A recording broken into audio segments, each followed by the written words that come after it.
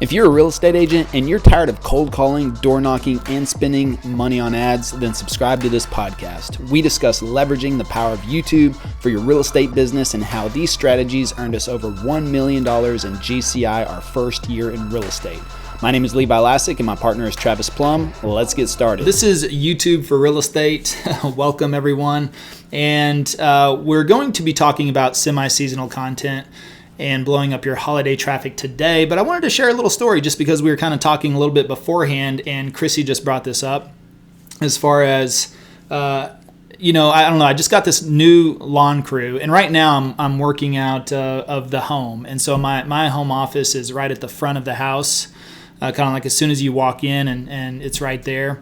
So, which is kind of cool because I always like keeping an eye on what's going on in the neighborhood, seeing people walk their dogs. I live in a historic district, pretty close to downtown Dallas. You know, it's all 100, 130-year-old homes, little bungalows, craftsmen, things like that. So the funny thing is that in a historical district, of course, you can do certain things and you can't do certain things. The reason they do that, of course, and I know all the real estate agents know this in this room, is because they want to maintain the historical presence of the neighborhood, right? So a lot of time, like if you want to paint your house, you've got to get that approved. If you want to plant a tree in the front yard, you've got to get that approved. If you want to take down a tree in the front yard, you've got to get that approved. So they're very concerned about the aesthetics of the whole neighborhood. They don't want you to paint your house, pink or purple or something like that, and so there's certain approved colors. Well, apparently my neighbor directly across the street had a dispute with the historical district, 5 years ago from what I've told. I've lived in this house now for about 3 years, I bought it in 2019. And I guess this is like a 5 or 6 year old feud. You know how you get those certain neighbors where just one little thing happens and they have to carry on the feud forever and ever and ever? Well, apparently my neighbor directly across the street from me had a dispute with the historical district. I guess he wanted to put actual turf in the front yard. And they said, we really don't want turf in the front yard of a historical home, and which I could understand. So I guess he looked into the bylaws a little bit more and all that good stuff and decided that it doesn't say anything in there about not having a front yard at all, meaning he literally has stripped his front yard to dirt, So he has a dirt front yard, and he goes out there and I figured he wanted the turf because he doesn't want to take care of the front yard, which, hey, I get it, but at the same time, you can put it in the backyard, not in the front yard. But dirt, to me, dirt is a little bit more difficult to maintain than just having a regular yard because every little thing grows in every little corner of the yard. So like right now, if I look out across the street, I see, he hasn't mowed technically, which mowing is basically a weed eater in the last week or two. And so, individual plants and weeds and things like that are popping up all over the place. Well, what he does to maintain his lawn, which blows me away, is he'll weed eat that, and then then he'll blow. He has a blower that he will literally blow for 4 hours. And this is like once a week or so where he goes out there. And right now, especially in fall, since the leaves are falling right now, he doesn't believe in rakes. He wants to blow every single leaf into like one pile and then scoop it up from there instead of just raking or doing like that. But the thing is when you blow one direction, leaves go this way. When you blow another direction, leaves go that way. You blow this direction, leaves go this way. And the thing is that it once a week he gets out there, and I just know if I'm working at home, I'm going to have to listen to the blower for 4 hours straight while he blows dirt around, moving dirt around. And I just don't get how that saves you any time at all whatsoever, or if you want to do less care on your lawn, how maintaining a dirt yard. And apparently this has been this way. It's been this way since I've lived here for over 3 years, and apparently it happened 2 years earlier. So that's funny because when he randomly chooses or decides to do that, that's whenever I know, okay, well, I can't film. If I'm working from home, I can't film anything from there. Now I have this new lawn crew, which the last lawn guy and now they're blowing right beside my house. The last lawn guy I had mowed my neighbor's yard and was a friend of theirs, and so I just thought, try to help him out and just let him mow my yard as well. And so, but extremely inconsistent, very inconsistent. Sometimes wouldn't show up for 3 weeks. And then I asked him, "Oh, are you coming this week?" And now they're blowing right outside my window. And he would be like, "Yeah, I'm coming tomorrow. I'm coming tomorrow. I'm coming tomorrow." And then another week would go by, and so it was just a little too inconsistent for me. So now I've hired this new lawn crew, and apparently, so far, they like to show up right at Tuesday morning at 10:30 in the morning and get to work. So we'll see how. I just switched to every other week though now, since the grass is not growing as much or as fast. So, anyways, fun story. I'm sure that just wasted everybody's last 5 minutes. I apologize for that, but those are the problems I've got to deal with over here now. All right, so let's get into the actual content now, which is semi-seasonal content. This is something, if you go back and look, I was looking at, I guess I jumped off of it. I think it was episode 28 or so on our podcast. We covered this in pretty good depth, but thought we might just want to revisit this time around, since we're right in the midst of the holiday season. We just got done with Thanksgiving. And of course, we got Christmas and New Year's coming up. Of course, a lot of people, depending on which profession you're in, you could have a week off during Christmas and New Year's. You could have 2 weeks off if you're in the school profession or in college or in teaching profession, something like that. So you got a lot of people that December time frame. There's some downtime there. There's some time where people are at home a little bit more. And so it's a great time usually for, to gain some extra views, gain some extra subscribers. I know last year, one of our videos in November, I think we released it actually the Friday or Saturday after Thanksgiving, and it became one of those breakaway videos that just, shot out of the gate. It was the first time we'd had a real breakaway video. Everything up to that point for almost the first year of the channel was very steady Eddie, very consistent. And then right after Thanksgiving, we had one of those videos blow up, and it was pretty cool to watch, see that happen. And then what happened was we just started to capture that momentum on the video after that. And almost from Thanksgiving last year through January to almost February, every video we put out there just really kind of hit a good stride. Now, that could also be the marketplace last year. It was definitely a different time. I mean, November, December, January, February for us was extremely strong last year. November was okay this year. It wasn't as strong as last year, but very close to it. And last November was our first month to hit multiple six figures. We did over 200,000 in GCI last November. And I'd have to look at, actually, Emily just emailed me the numbers yesterday. Here's the funny thing is that right now, as of today, with closed, let me pull this up real quick. With closed and, closed year to date. So if anybody's just curious, just from what we've done with YouTube, 92 million, 175 transactions closed, 92 million. We have enough pending. We have, listen to this, 92 million. We have 7.7 million pending projected to close by the end of the year, which we can still add to that, but that's going to put us right at 99.9 million as of right now to close by the end of the year. So right there, 100,000 shy of the 100 million mark, which we really wanted to hit that. So, and I think, I'm pretty confident in the next week or two we'll get something under contract for $100,000. So, not too concerned about that, but we're right there on the cusp, and that's a big deal. From last year. From last year being just 64 transactions, 33.5 million. But again, that was in the last 9 months of the year and our first year in the business.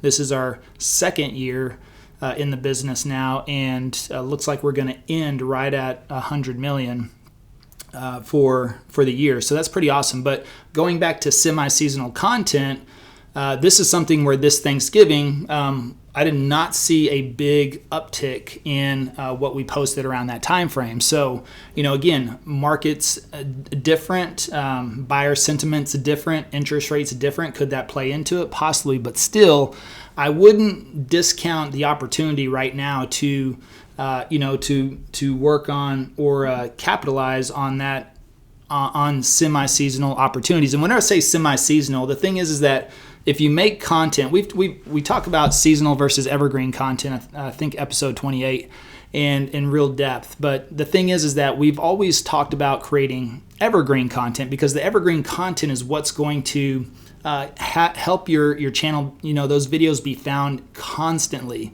Our most viewed video right now still is ranking in the top 3 of search when people search Dallas, Texas. That is extremely powerful. It's over a year old, but still ranking up there, still getting views every single day, and still growing more and more and more. And we've seen several of our videos have upticks and gain traction after 6, 9, or 12 months sometimes. So even that video that you post, if it doesn't come roaring out of the gate, that's okay. Don't worry about it. As long as it's optimized and is searchable, that search is going to back you up. It's going to take over eventually, and you could see more growth from your videos. And this is what I love about YouTube, is you could see more growth from your videos. If you look over a year time frame, in the last 6 months than the first 6 months. So they have the ability. One of our videos, VA benefits, veteran benefits in Texas, still ranking, I believe, in the top 3 for actually number 1. Now that I look, number 1 for veterans benefits in Texas when people search that on YouTube, and it didn't take off so fast. And it was one of the ones I was most excited about, for the fact that, being a veteran myself, I was like, I really want to help the veterans. And that video did not do well the first 6 months. But now, even if you look at the analytics on the back end, you'll see a miniature hockey stick kind of. You'll see a jump to where it has steady growth for like 6 months, and then you'll see a little tick in the analytical line to where it starts to gain that traction, and it started to just rank as number 1 in that search. So and so that's the opportunity that you have there. And I just saw my man Nez in the house. Chris, we got to get him up here. I don't know if I can do that. And then also, can you pin passive prospecting at the top as well? Allow me to take a quick break to remind you that we have very important links in the description below. If you want the full story of how we closed over $1 million in commissions our first year and over $2.3 million in commissions our second year, check out the first link. Also, you have the link to our #1 Amazon best-selling book, Passive Prospecting. Last, if you enjoy this podcast and you're a giving person, leave a 5-star review, please. Now back to the episode. So the thing is that right now, this is something that Sean Cannell and Benji Travis talk about in YouTube Secrets. They call it the Tentpole strategy. And this is something Tentpole really kind of relates to. It relates to holidays. It relates to current events. It relates to something that's happening in the current time frame that we're involved in. So, if you're if you make videos on Bitcoin or crypto or blockchain or something like that, the whole FTX thing right now, you'll see a lot of creators making videos on that right now, because that is a trending topic. It's something that's happening right now. People are searching for it, looking for answers. So if they make a video on that, it's going to take place. And so now you can look at these events, around Thanksgiving, around Christmas, things that are happening in your neighborhoods, that if there's something that pops up, we had a historical tour in our neighborhood. They do this once a year where they open up like 4 or 5 homes. You walk the neighborhood and you go into like 4 or 5 homes. People open up their homes. I was actually on that home tour 2 years ago, and I went to go make a video on this, and I thought this was kind of cool. It was something that probably not a lot of people are searching for, but at the same time, I thought if I go tour the historic neighborhood, take people in 3 or 4 different homes and show them around, might be a cool video. Now the thing is that every condition for that day did not work out, and I ended up not being able to make a video from everything that I worked out, and that's just the way it happens sometimes. But A couple seasonal videos you could say that I've made that are still searchable and still doing well is, let me see if I can get Nez up here, is, lake life. Lake life in Dallas, and then also snowing in Texas. Does it snow in Texas? So last year or in 2021, we had the ice storm. This was something that hadn't happened. It was like the 100-year storm in Dallas where, we had a ton of snow, more snow than I've ever seen before in my life here, get dumped, and then it froze for an entire week. So everything froze for a whole week. Normally, if it snows in Texas, it's a very light, it happens once every 5 years. It's a very light layer, or at least in Dallas, very light layer. And the next day it'll be 70 degrees and everything will be gone anyways, And so literally I was just looking at pictures last year of December 25th, and I'm outside on my porch without a shirt on, soaking in some sun on December 25th. And so that's typically where a lot of our Christmas time falls. Right now, it doesn't really get cold until January, but in February can be a little iffy. But February, we had this massive snowstorm come through, froze everything for a week. And so I use that opportunity to make a video, does it snow in Texas? Which, of course, we get that question a lot, but it might be more highly searchable during the wintertime than it is during the summertime. Because now if people are making that move during the wintertime, you've got the people like my man Nez here living in sunny Southern California that doesn't understand what snow is or extreme heat, right? Now he's got perfect weather there all the time.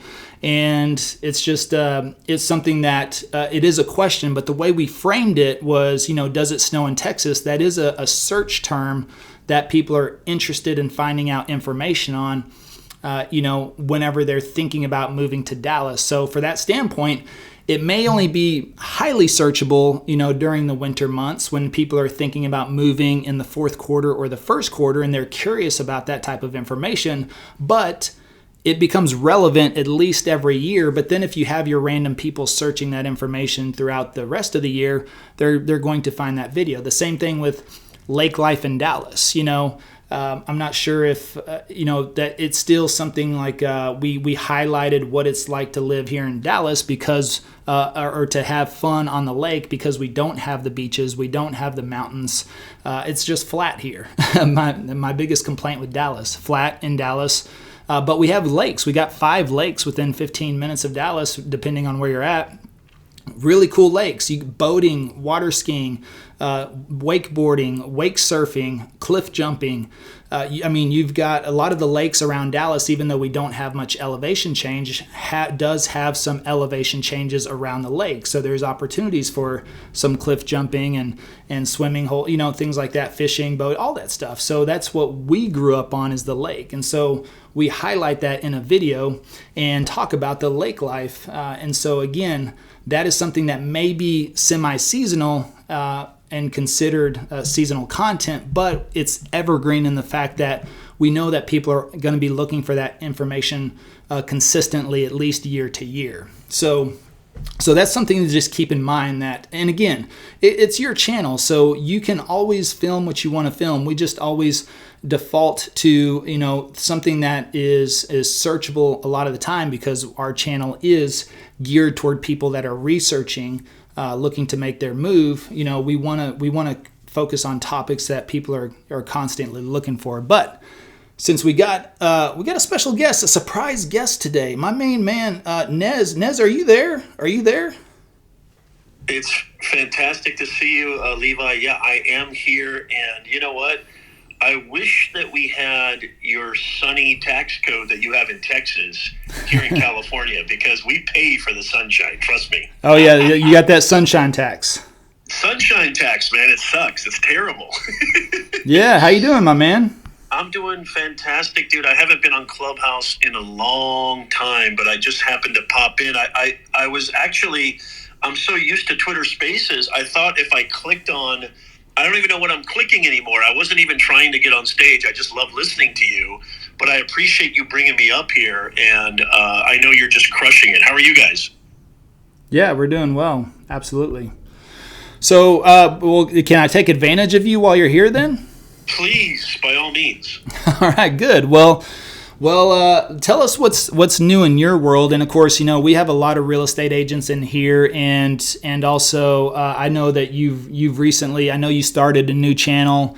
I want to say maybe 8 months ago, maybe a year now, and I know how time flies sometimes. I know you started another channel, even though you have your main channel right now just broke over 20,000 subs. Congratulations! But the new channel you started, which you said you did about 2 years worth of market research, right? Did I hear that correctly? Before you did 2 years of research before you released that channel?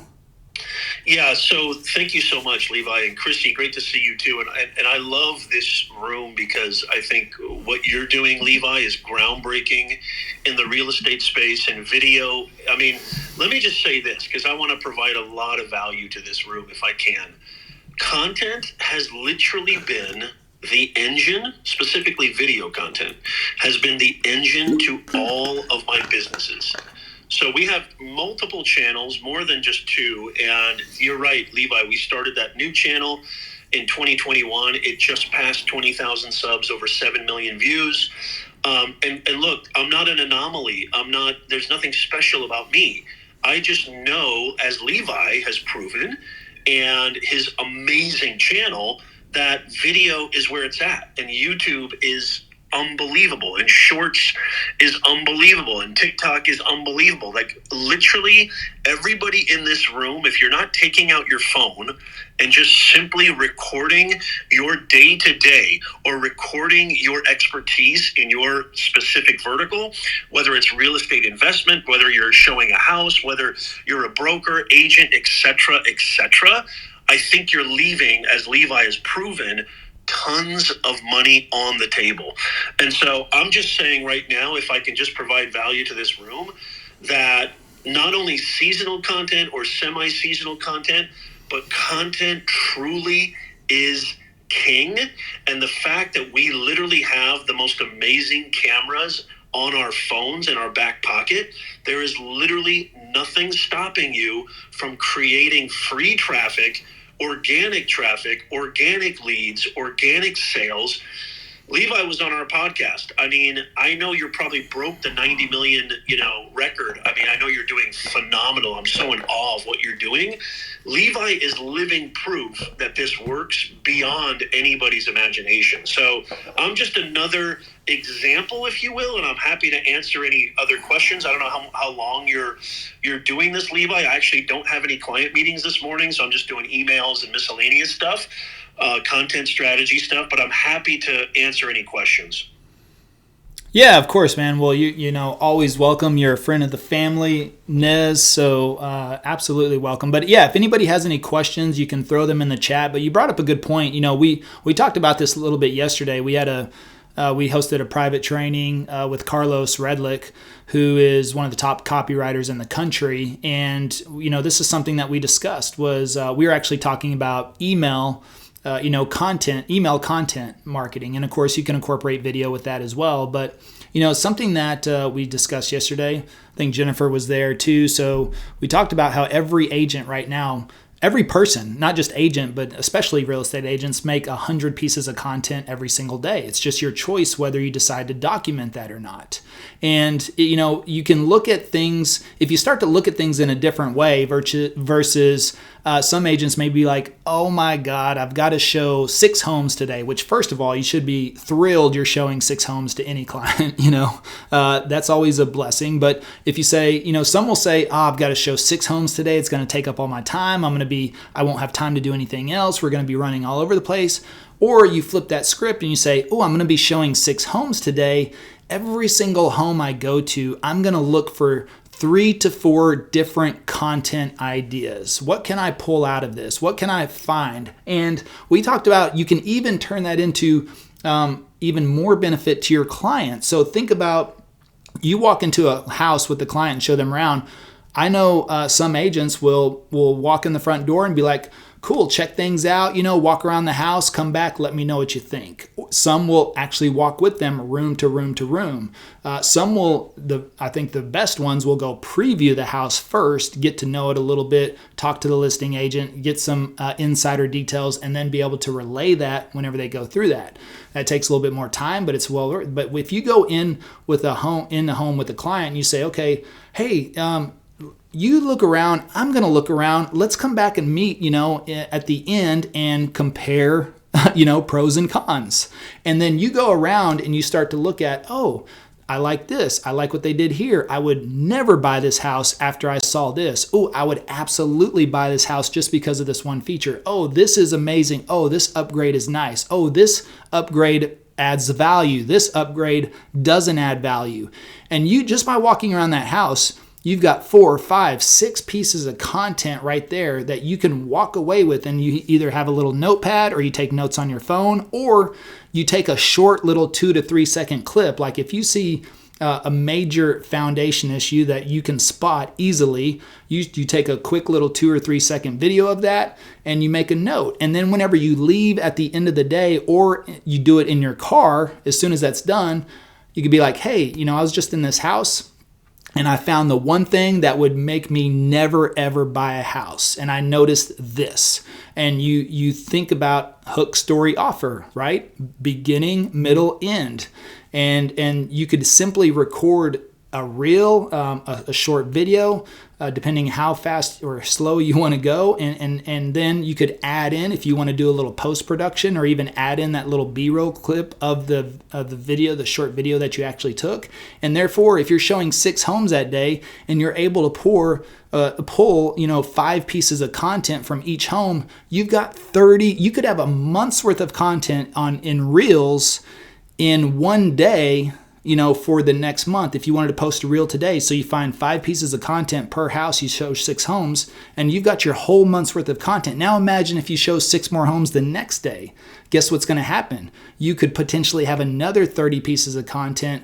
Now you're 2 months in advance, in 2 days. Now you're working with content in your schedule. And then at the end of the day, you're like, oh, by the way, I was talking with my client today. They had this question, and their question was this. And then you answer all the questions that your client asked you throughout the day. So you make note of that stuff. And instead of being like, oh my God, my client asked me another question, you should be thankful for them. Actually, I want clients with more questions, because then I can regurgitate those answers on video and put that out there and start to help other people and provide that value. And so we've always got to look for ways that if we think we're too busy, which I don't think anybody should be too busy for video, because video does not take time, it makes you time. Not only does it make you time, it compounds your time. But if you're really that slam jammed pack, and working with clients, dealing with family, trying to find that work-life balance, then document while you work. Take process. Just like right now on this Clubhouse call, the reason I still do these NES, number 1 is to provide value. Number 2 is to be available on this platform, which some people find it easier to find us on Clubhouse than other platforms. Number 3, we can repurpose this to our podcast, which we're doing right now. And number 4, I'm being recorded on video right now. So now this also becomes a potential of probably at least 20 different reels that we could pull out from this content. So just by doing this doesn't take me an hour. This is not an hour waste of my time. This is an extremely productive hour for me, but it's not just because of the fact that I'm sitting on Clubhouse. It's for the fact that I can use this in so many different ways, for podcasting, for Clubhouse, for Reels, for video podcast. And so it's going to get repurposed and turned into so much more that's why it's beneficial for me to do it. But ultimately, I do get to still provide value, help people out, answer questions, be available, be present. And like I always say, I won't give up on you if you don't. So, I'm here in the same places every single week. And even whenever I travel, I do everything I can to maintain the same schedule so I can be here and be present to help those that are on this journey as well, because I know that this can absolutely change your life, just like it's changed my life, just like it's changed Nez's life. I think I could say this has changed Chrissy's life, hopefully, for the fact that even though she doesn't make direct content for us, it's provided her a full-time job and an opportunity to have something that she's working with. And this is something that when we talked initially, and she can chime in, she used to work contract basis with multiple clients. And there's benefits to that. There's also some downsides to that, where you've got to deal with multiple people and handle different accounts. And then, if they don't have you on full time, it's could be by job, and so your income could be a little bit up and down, or different month to month, to where now you have that opportunity. Working on hopefully something that she enjoys doing and loves doing, and so this has provided so much opportunity, and then everybody else that we have in our team and our staff, and the thing is like one of our agents, David, just posted in our Slack channel with our team, posted a couple of days ago how thankful he was to have met us and to have joined the team, and as a first year agent, to make over six figures from the YouTube leads that we've given him, just one person on our team. And the thing is that David met me in a park. Alex and I were there droning. We were making a video at a park, and we were droning that park, and David was there walking his dog, had just got his real estate license the day before, and was sitting there walking his dog and got curious about what we were doing, came over, introduced himself to me, and said, "Hey, what you guys working on?" And it's like, "Oh, we're droning. We have a YouTube channel focused on real estate, blah, blah, blah." He's like, "Oh, I just got my real estate license yesterday. I'm actually interviewing some teams and brokers to join." I was like, "Cool, come by our office, let's talk." And, he joined up with us, and in his first year, I think he's at 140,000 in GCI just from his cut of what we've provided him. And he's never had to cold call or door knock, just literally just walked in. We've actually got four brand new agents on our team, that brand new, just licensed, and they've hit over six figures, just from the YouTube leads we were able to pass on to them. And the thing is that none of our clients ever blinked an eye that they weren't working with me directly. They were just happy to be working with the team, happy to be working with somebody from the team, a representative from the team.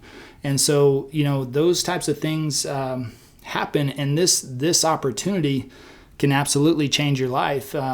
And same thing with Nez, someone who has built his whole business, his businesses and career over the last several years on content. Actually, he's one of the pioneers, probably back in the day. When did you first start putting out content, Nez? Oh my God, it's been a minute for sure. And I just want to say this really quickly about what you just said. I think what you just said is so insanely valuable, because I truly believe that repurposing is like the eighth wonder of the world.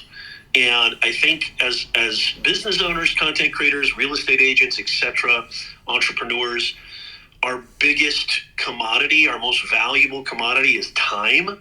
And if you don't have a big team like Levi does, because I know a lot of us don't have huge teams, even I myself, I have very small, just a few kind of people that work with me, and I outsource. Like time is your biggest foe. It's your most valuable thing. So taking advantage of repurposing content and podcasting and slicing it up. And definitely, I know you've talked about this, Levi, especially for real estate, short form content. I think vertical video on Instagram, TikTok, and YouTube, even Snapchat. I'm telling you, real estate on Snapchat is still very, very huge. And I made a prediction on Twitter recently. I think Snapchat's going to make a huge comeback, actually. This is what this is all about. It's freeing up time. And I know for you, Levi, taking advantage of these amazing search engines, you're getting leads in your sleep. So, repurposing content, 1 billion% behind that. And Nez, so now you mentioned short form content. So that's something we just did an update. We did a whole module of this in our course as well. But we talked about this, I think, 2 or 3 episodes ago on the podcast about the shorts update. Anything you would like to share? I mean, they've got my perspective. Any perspective you'd like to share on the shorts update? I think this is massive for real estate, because before, my viewpoint was, I know Nez, last year when they released shorts, of course, we were in these clubhouse rooms quite a bit. There was a lot more YouTube rooms back in the day, which was great because I was learning YouTube, still learning YouTube, but really, I was hyper learning YouTube. And so I jumped in all the YouTube rooms before I got into real estate rooms. And I experimented with shorts. I didn't really like what I found on my channel, and so I paused. Now with this whole new update, I've taken a whole different perspective. I think it's a game changer. I feel like YouTube is trying to take over every platform right now, because now they are the king of long form. They're fastly gaining traction on short form. They now have the community tab, which kind of gives the platform a little social media aspect. But it's really cool because you can do polls and questions and create real engagement. Every time we do a poll on our channel, it's massive engagement compared to just posting a picture or something like that. And now you have this opportunity, but now with shorts being searchable, which, by the way, the funny thing was, Nez, was that the shorts I experimented with last year, which I posted about 21 in a row in 21 days, they've all, in the last month or so, in combination, over 5,000 views, and the number one driver is search. So all of those shorts from last year are now popping up in the search results, and we're seeing this now with the new shorts we started posting, is they're hitting that shorts feed, and so the shorts feed is becoming the number one driver in the beginning. But as soon as that shorts feed dies off and they get pulled from it, at least from our channel, then YouTube search is coming up as number 2, and it's already starting to overtake as the number 1 driver. So right now, shorts are very searchable. What's your thoughts on shorts right now? I just love what you just said. Yeah, I mean, there's 2 major updates I think you're talking about. One is obviously shorts revenue sharing, which is coming in January, February of 2023, and I have to caveat that because I don't think it's going to be as lucrative in the beginning, kind of just like with a lot of new iterations. It takes a little time to work out all the chinks, but I think that's huge. But what you just said, let me just say this. I'll preface this. I mean, this is all about adaptation, okay? TikTok is literally where the culture is right now. It's literally, there's going to maybe a lot of people who disagree with me on this. TikTok is where the culture is. I mean, careers are being made. Musicians, if they get their song on a viral, TikTok run, their careers are unbelievably, profoundly boosted. Real estate, holy mackerel. I mean, education creators. You have everything from people who work on Wall Street to plumbers that are just absolutely creating massive leads, massive revenue, massive sales on TikTok. The reason I'm starting with TikTok is this. There would be no YouTube Shorts without TikTok. There would be no Instagram Reels without TikTok.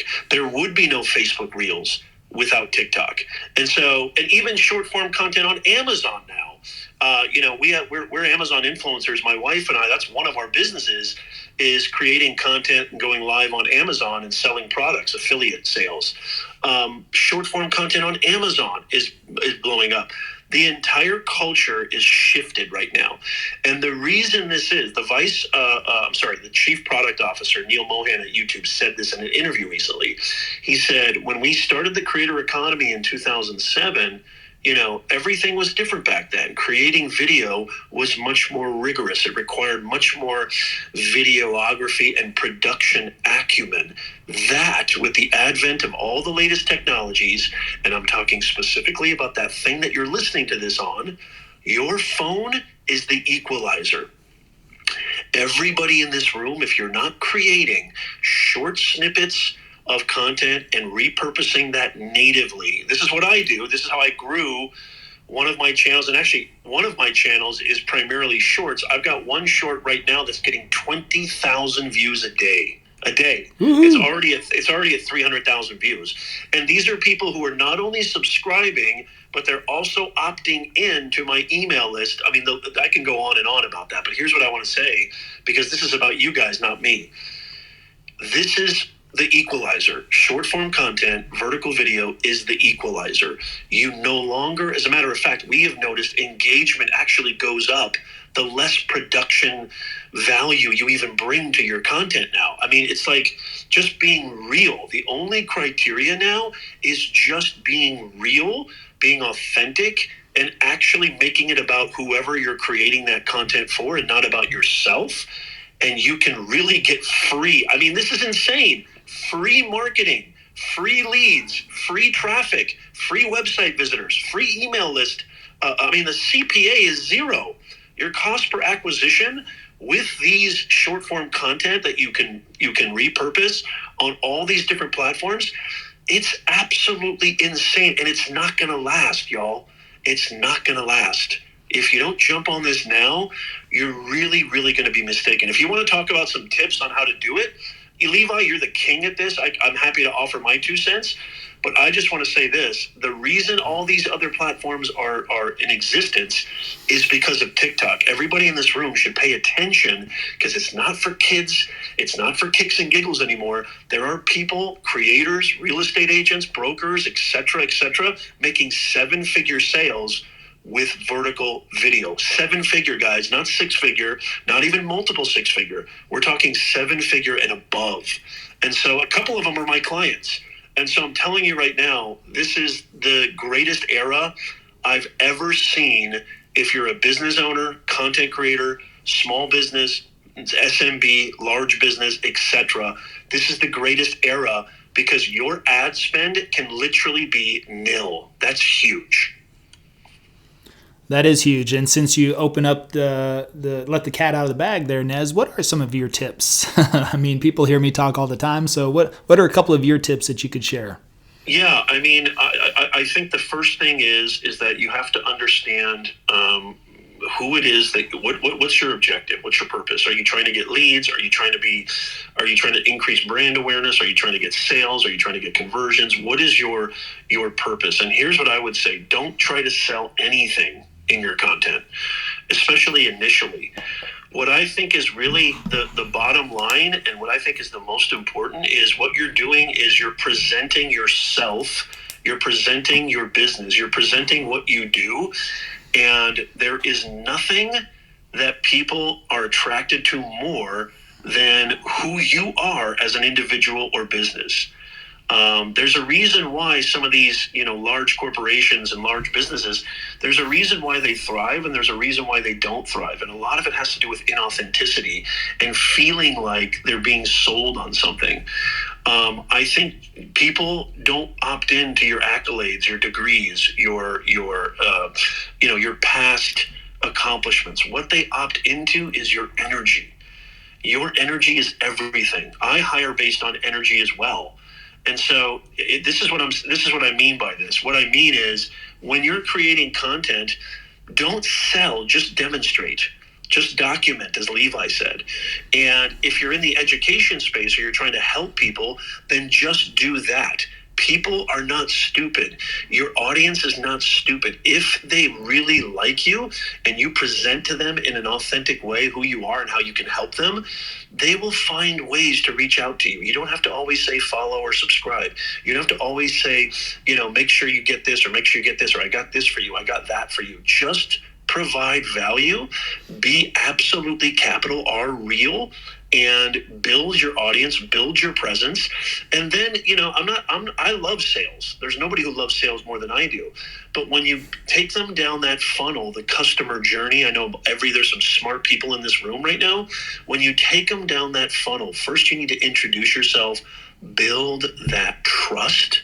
once you build that ethos and you get them on the phone like Levi does and like all these amazing entrepreneurs do, once you get them past that first stage of awareness, then you can go into your pitch and go into your your sales, and that's totally fine. There's nothing wrong with that. But right now, I would say just it's about presenting who you are. So if let's say you're a real estate agent, right? So I think just presenting an open house and talking about it is fantastic. You're not selling. You're just saying, maybe here's an example. Here's 3 things I do to make sure. Here's a topic idea for anybody in this room who's a real estate agent. Here's 3 things I do to make sure an open house goes smoothly. You're not selling. You're not selling anything. You're just simply showing, presenting, maybe entertaining, and helping people understand who you are, what you do, and how you can provide for them, right? Here's 4 productivity hacks that I use to make sure that my schedule, my week, runs smooth as a real estate broker. Here's 5 tips on what you need to do if somebody's looking to back out of escrow or somebody's not ready to sign the dotted line. I don't know. These are just ideas. Don't sell, show, document, help, provide value. I think those are just some little things that you can do. And also last thing I'll say, I don't want to monopolize here because I know Levi's got great tips. Last thing is do a little bit of research, because Levi mentioned that with our other channel. We did do a ton of research. I don't think anybody needs to do that much, but we did do a ton of research because we wanted to make sure every video was perfect, or as perfect as it can be. Find out what other successful real estate agents, aka Levi Lascsak, find out what he's doing. Look at his channel. I'm looking at his channel right now. He's almost at 20,000 subscribers, 1.5 million views. That's phenomenal, Levi. Find out what are his most popular videos and what's he talking about. How is he garnering those kinds of numbers?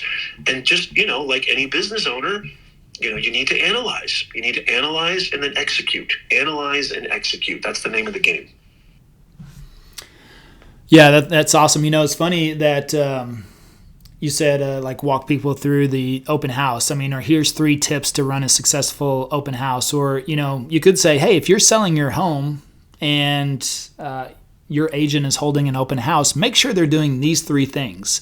What's funny there is that if somebody said, perfect. Yeah, that's perfect. And here's the thing is you're not knocking another agent, you're not tearing anybody down, but you're saying make sure your agent does this, and then you're creating a call to action inadvertently, because guess what some people will do? They'll say, hey, by the way, you're doing an open house on my home this weekend, but I noticed this. Nez said you should be doing these 3 things. Are you doing these 3 things? Well, no, I'm not doing. Okay, why are you not doing that? Well, I'm not doing it because it creates that conversation. And then what happens? You always hate to talk to that person that says, well, my mama said, right? Or someone always references the expert versus who you're talking to. And so you start positioning yourself as the expert without tearing anybody down or talking smack or saying, oh, here's what other agents don't do. Just say, hey, if you're selling your home and your agent's holding an open house for you this weekend, make sure they're doing these 3 things. Something very simple, tips and tricks. You could even leave that part out if you wanted to. You could say, hey, if you're thinking about selling your home. But again, these are just all kinds of opportunities that you have. And if you're at an open house, that's the other thing. Most agents will see that, some know how to capitalize on that 100%, because there are certain ways to hold highly successful open houses. Some agents absolutely hate it because they feel like they sit there for 2 hours or 3 and waste their time. But if you go in that open house, and first of all, again, you go back to what we talked about. Could I make 20? I bet you I could make 30 or 40 pieces of content if I sat in a house for at least 2 hours easily. And I would look at 5 or 6 things I could address in the kitchen, 5 or 6 things I could address in the bathroom, in the bedroom, in that bedroom, in the living room. And, that's the thing. As you go through these different homes, you think about how you can maximize that and use that to your potential. But I want to jump back real quick, Nez. You said you're getting people to your email list. Do you mind sharing, if it's not too much to pry on, do you have a certain method of how that's working, or is it just having it in your description and people are finding it because they're enjoying the content? Or That's a great question, and I just want to add one more thing about what you said about the content and making sure if your real estate agent is doing an open house, here are 5 things you want to make sure they're doing. Just real quick, Levi, what you're doing with that content is you're literally 3-dimensionalizing yourself. Because, your website is 2-dimensional, right? Your business card, 2-dimensional. Your certificate, your testimonials, which are fantastic. It's all 2-dimensional. It's when they see you on video and they hear you, they feel you, they get to know your personality, your vibe, your energy, like I said before. They might go, well, hey, Levi just gave me 5 tips on what I should know if my agent is having an open house. But you know what? I kind of dig this guy, Levi. So maybe I should give this guy, Levi, a call. And then you go to his YouTube channel and you say, oh, there's a contact. There's this. There's an email address I can contact. There's a phone number, et cetera, et cetera. Like your ability to show rather than tell. This is literally age-old wisdom, showing rather than telling. Instead of telling me you're amazing, instead of telling me you're the best, show me. Show me you can do that now with your phone through a vertical video better than ever before. Now, email list. Thank you, Levi. So there's 2 things that I would say. Number 1, it's always in the description. It's always in the description. It's my number 1 thing that I ever do a call to action towards, because everybody in this room, one thing I should have done years ago, when I first started back in the Stone Age, I should have done this years ago. I didn't get into email marketing till way later, which was the dumbest thing, the biggest mistake I ever made. The only asset that you own is your email list. And so if YouTube shuts down tomorrow, which is not going to happen, but let's say your channel gets hacked, or let's say you get, this has happened to me before, you get your channel deleted for no rhyme or reason. Even if it's unjustified, it takes paperwork, decades of going back and forth to get your channel back up. Your audience, your email list is the asset that you solely own, and that is your biggest money maker. Biggest money maker. Even in physical meetings, etc., you should always be trying to accrue the email of anybody you're talking to potentially, especially in your videos. So I do it a couple of ways, Levi. Number 1, it's always in the description. Number 2, it's in the pinned comment. So pinned comment on YouTube, okay? It's in my bio on TikTok. It's in my bio on Instagram, okay? And after I provide them with value, it's only after. So you just said something amazing, which is a great topic for anybody should incorporate in their videos, which is, hey, here's 5 things. If your agent is doing an open house, make sure they do these 5 things.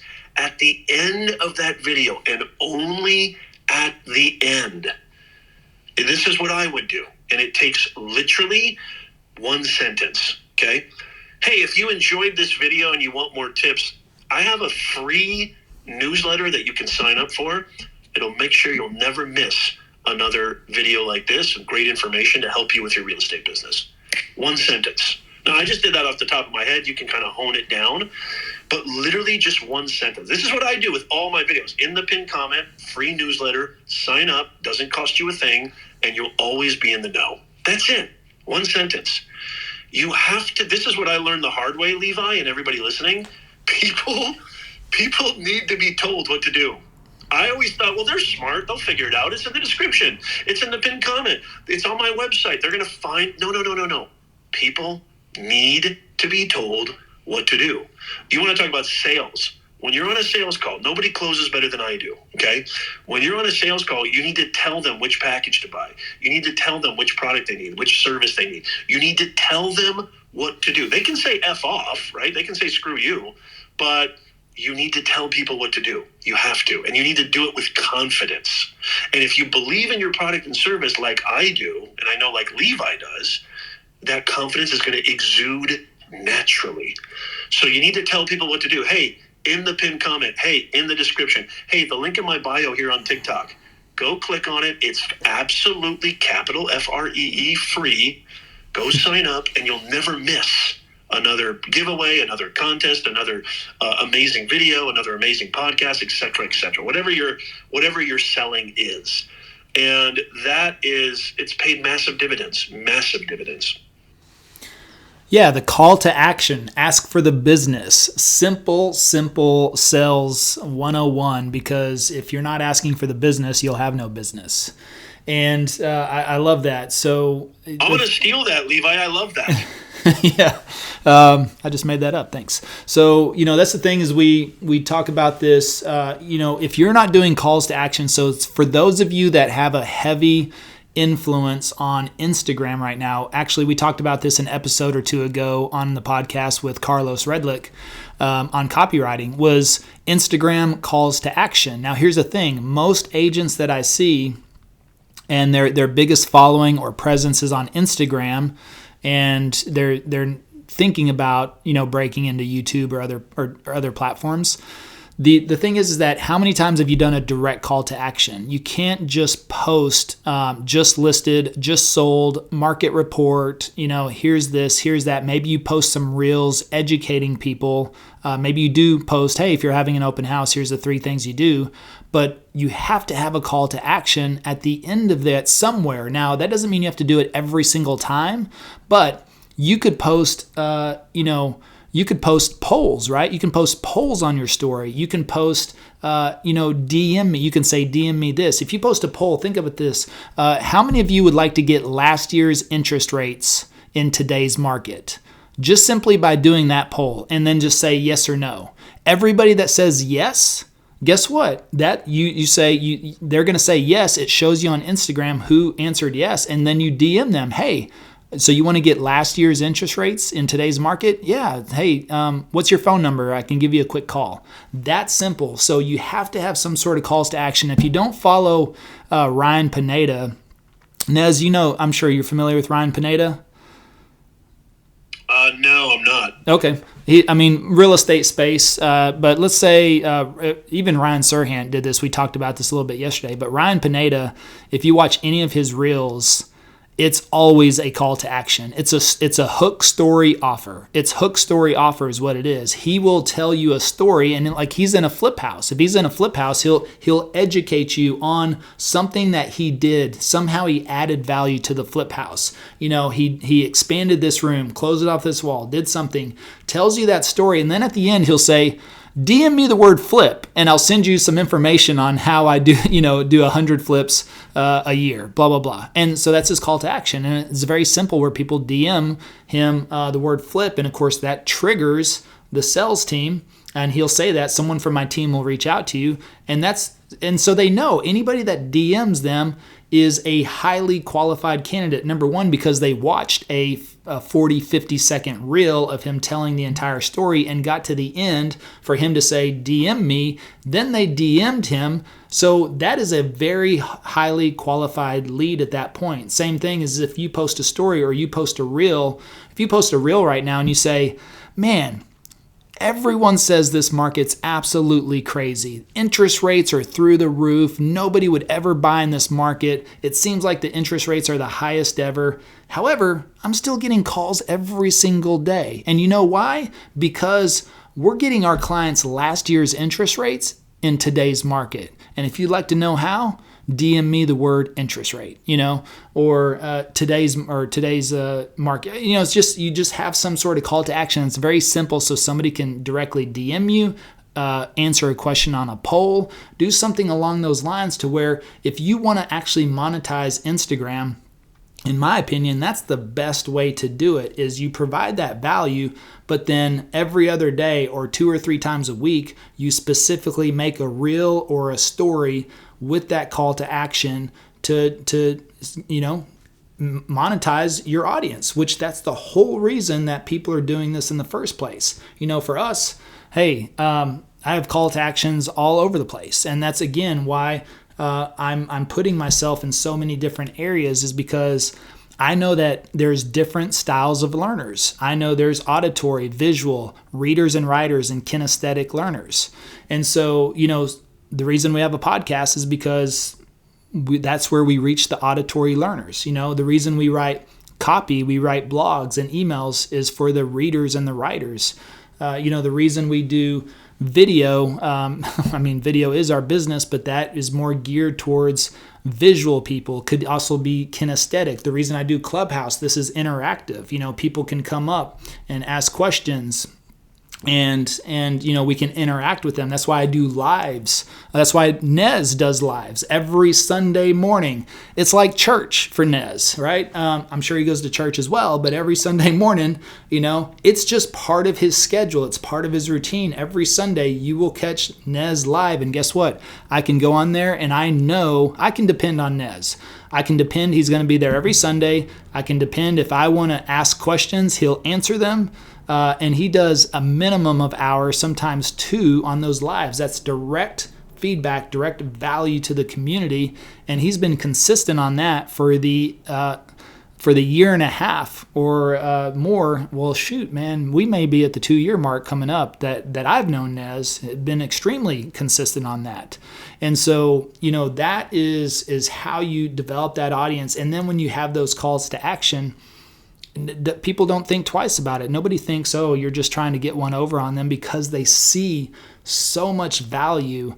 And then, of course, you get the ones that are consuming so much of your content anyways, they're going to reach out to you on their own. They don't need a call to action, because they're in the process. They're already bought in. And that's what the great thing about video does, is video builds that relationship for you.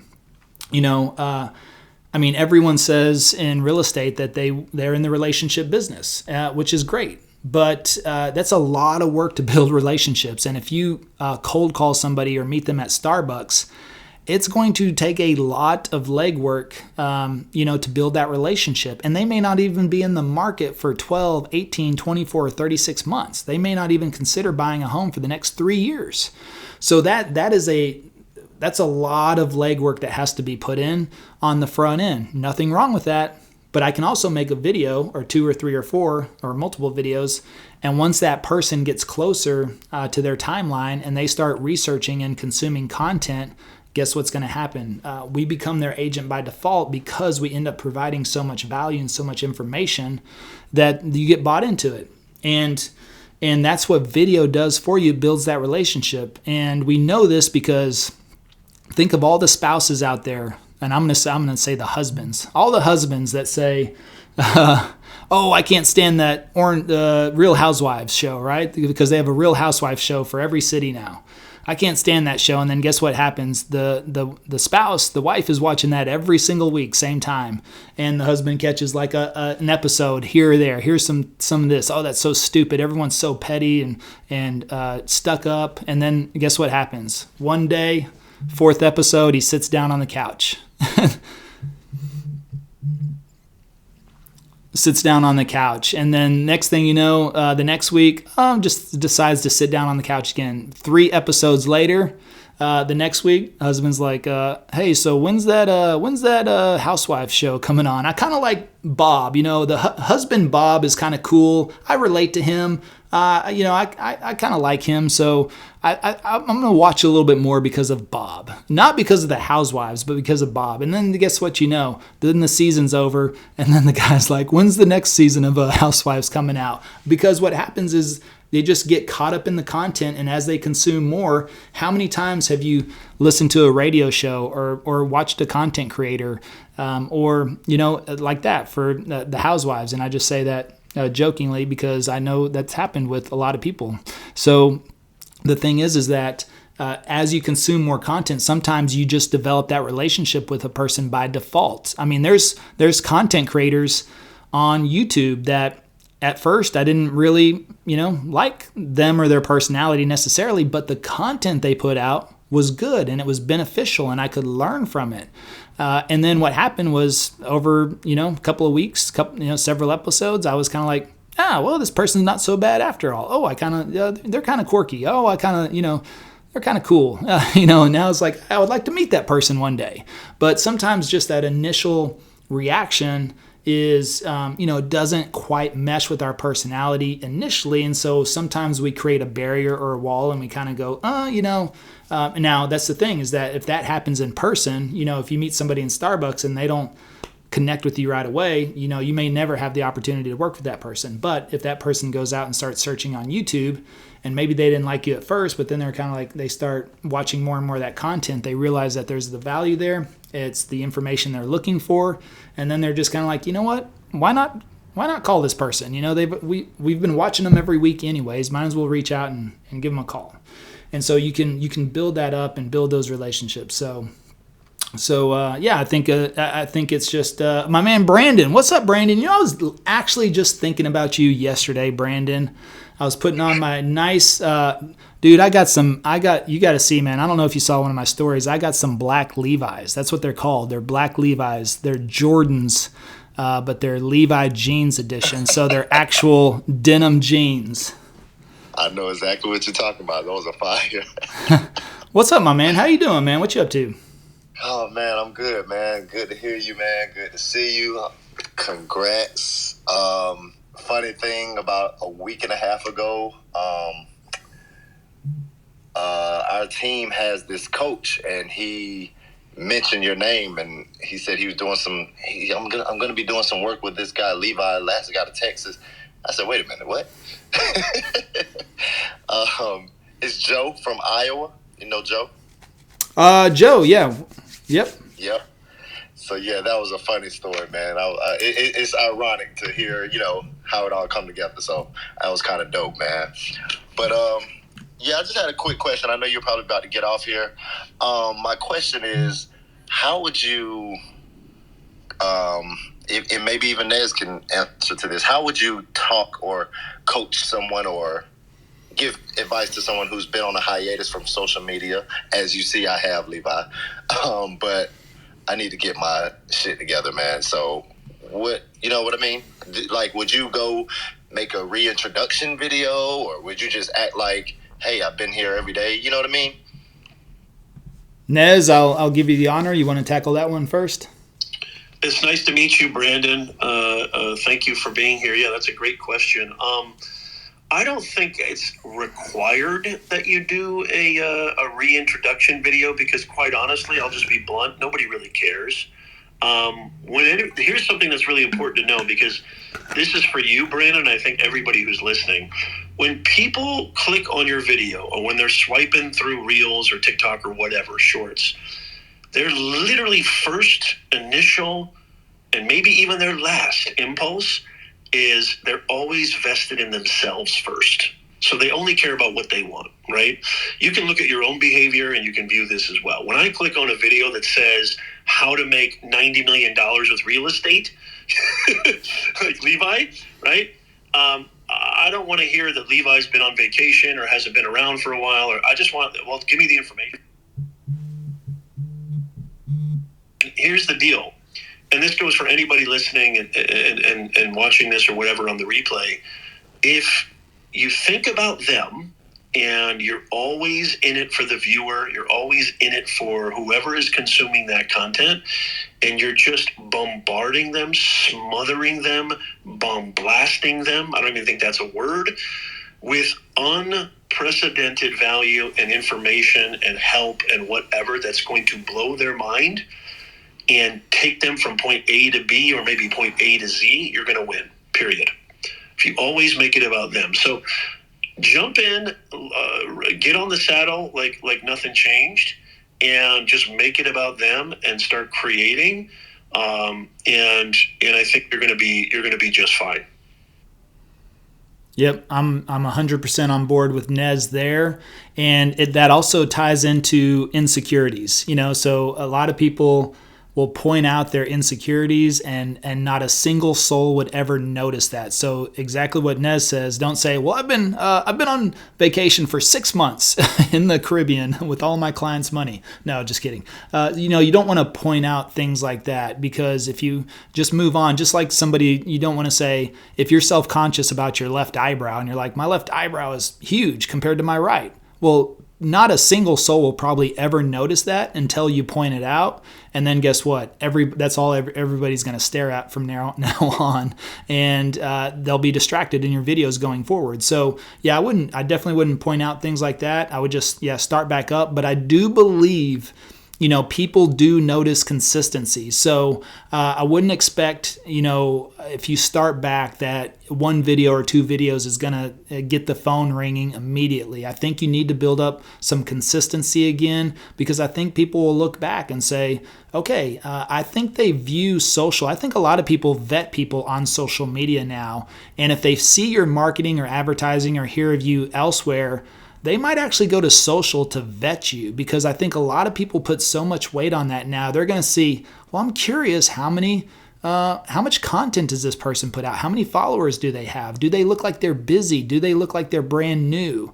Do they look like this or that? And so there, you want to build that up. Now, that doesn't mean that's going to hold you back either. Again, I always talk about, we got our first phone call with 48 subscribers. And it was $1 million budget client. And so, again, they found value first before they were looking at subscribers or how many videos I had out or anything like that. So, value of content is always number one. Just like Nez says, keep the viewer first in mind. Think about how to serve and provide value to them.